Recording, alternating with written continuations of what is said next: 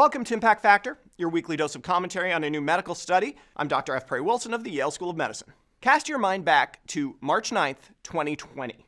You'd heard of this novel coronavirus, but with less than 1,000 reported cases in the U.S., it still seemed remote. Schools and businesses were still open. On March 9th, then President Trump tweeted, quote, "So last year, 37,000 Americans died from the common flu. It averages between 27,000 and 70,000 per year. Nothing is shut down. The economy goes on. At this moment, there are 546 confirmed cases of coronavirus with 22 deaths. Think about that."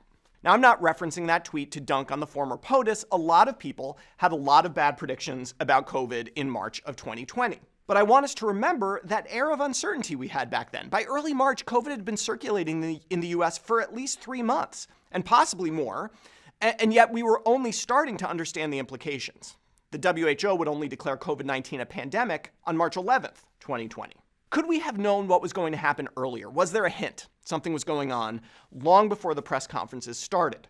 A new paper from PLOS Medicine suggests there was, and it's something that might help us during the next pandemic.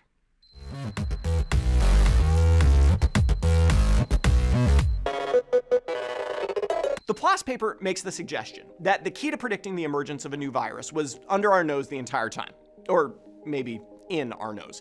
This study depends on an ongoing program called FluNet, managed by the WHO, which collates information on testing for influenza-like illnesses across dozens of countries around the world. The data is pretty broad. Anyone with fever who gets tested for the flu has their data entered in FluNet, including the results of that flu test. That means sitting there in FluNet are a bunch of people with fever, respiratory symptoms, and yet a negative flu test.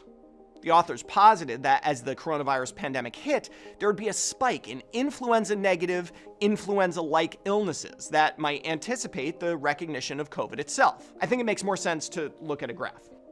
What you see here is the count of people in the US who had a fever, got tested for flu, but the flu test itself was negative over time.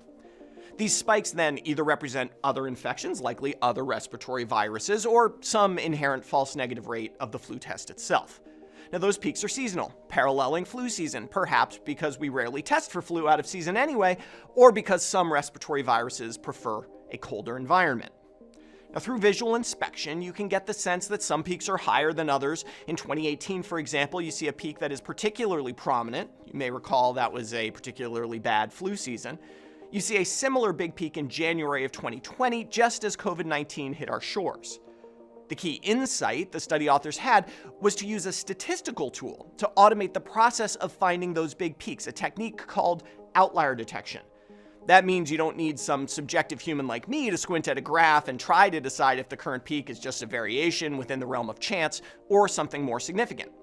In fact, those red diamonds were the outliers as detected by the algorithm. In theory, you could have this algorithm running all the time as data comes in, and it could potentially sound the alarm that there is likely a new non-flu respiratory virus circulating out there.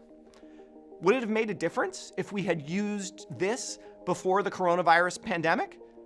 It might have. Out of 28 countries examined, this technique would flag the presence of a new respiratory virus before the first COVID wave in 16 of them. On average, the alarm would go off around 13 weeks before the first wave peaked. You can see how this would work in the US here. The peak of not flu influenza-like illness in the US was the week of March 9th, 2020, before schools closed, before the pandemic was declared by the WHO, right around that tweet from President Trump.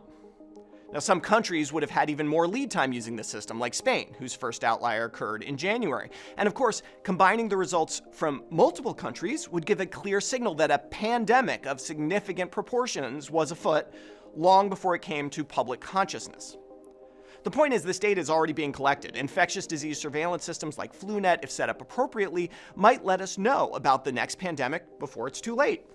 We just need to make sure that people with the power to make a difference are listening.